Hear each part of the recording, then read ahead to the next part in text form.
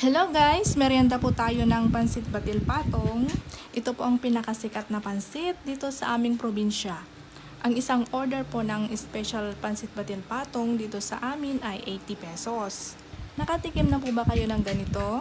Ang pansit batil patong or pansit tugigaraw is made out of pansit miki tugigaraw, minced carabao meat, beans sprouts, and other veggies topped with egg and chicharon.